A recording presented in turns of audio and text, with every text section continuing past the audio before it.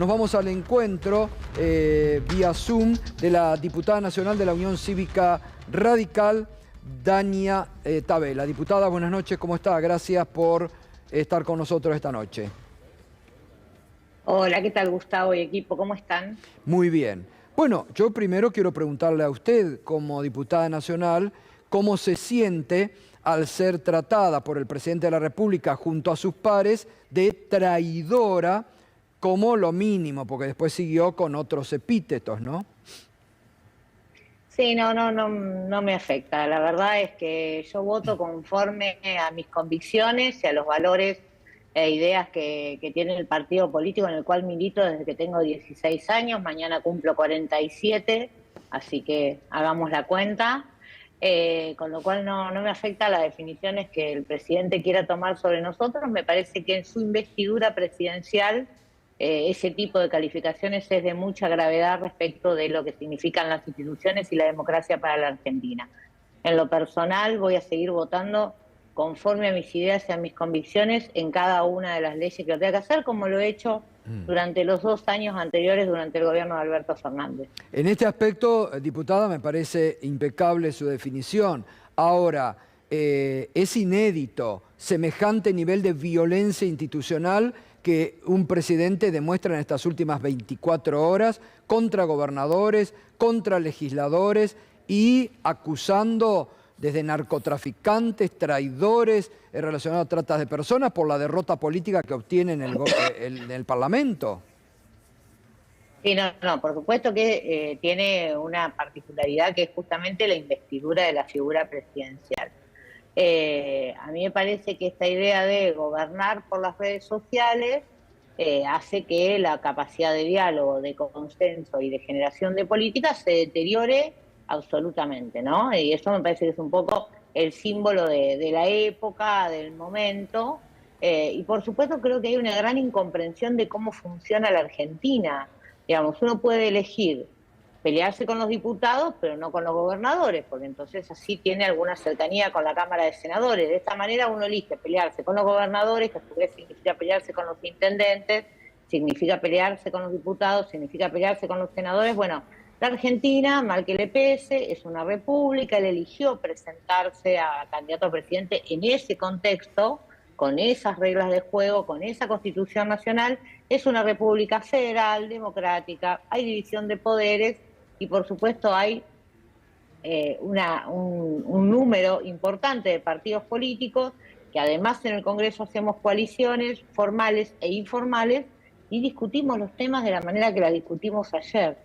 Y en la semana anterior yo fui una de las diputadas que votó en general a favor de la ley, convencida de que un presidente en minoría necesita de alguna de estas emergencias, de algunas de estas posibilidades de delegación de funciones o de facultades, porque, bueno, vengo de un partido que ha gobernado casi siempre en minoría, y no he tenido la posibilidad de recurrir a estas herramientas y muchas veces fuimos empujados por errores propios, pero también por las distintas fuerzas opositoras en los distintos ámbitos, no solo en el Congreso, a incluso tener que irnos antes del cumplimiento de los mandatos. Bueno, me parece que eso no es el deseo que tenemos los radicales respecto de Javier Milei.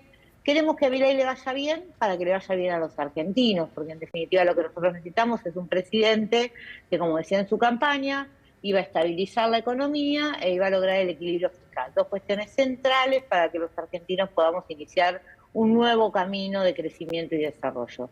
En este marco, acompañé el proyecto de ley. Por supuesto, habíamos anunciado que teníamos muchísimas disidencias. De hecho, el radicalismo firmó el dictamen de mayoría con 177 disidencias, casi inédita la cantidad de disidencias. En un rato va a estar el diputado Heller, lo escuché ahí anunciado.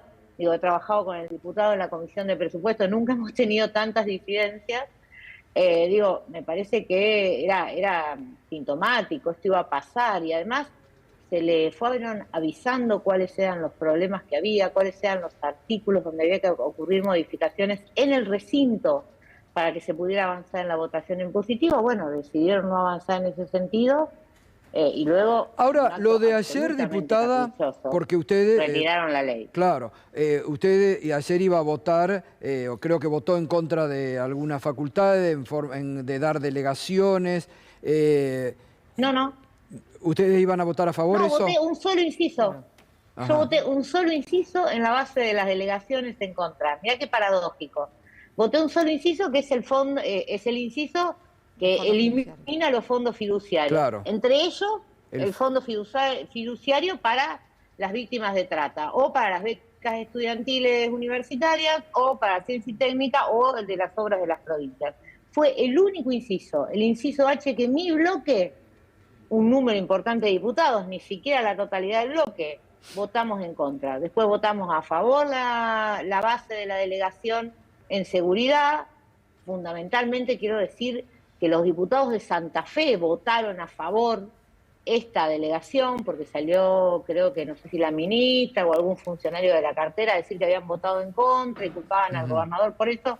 La verdad que votaron a favor, miren las actas. Ahora, diputada, ¿y qué cree que pasó ayer? ¿Qué hubo? Improvisación, desconocimiento, ignorancia, desajustes internos del propio gobierno con sus legisladores para que se les cayera la sesión, o no contaban con los votos para el capítulo que venía de privatizaciones.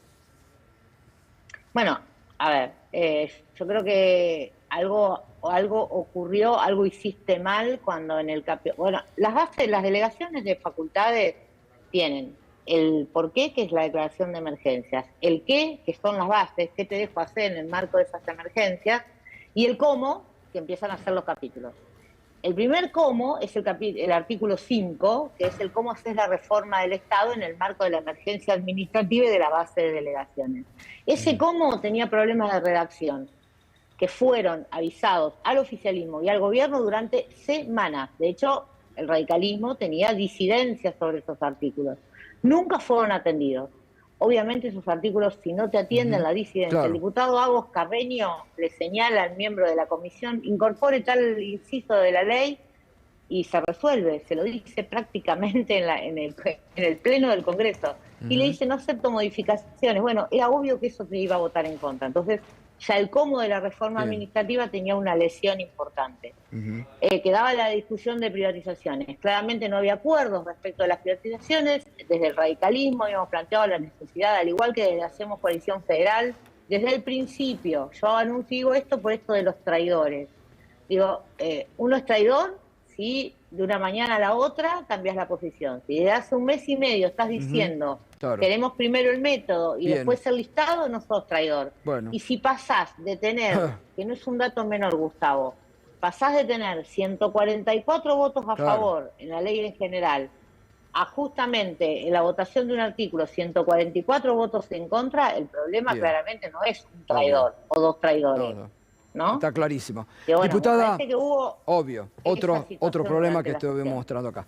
Gracias, diputada, por esta comunicación. Que tenga buenas tardes. Muchísimas gracias a ustedes y que tengan una buena tarde. Hasta gracias.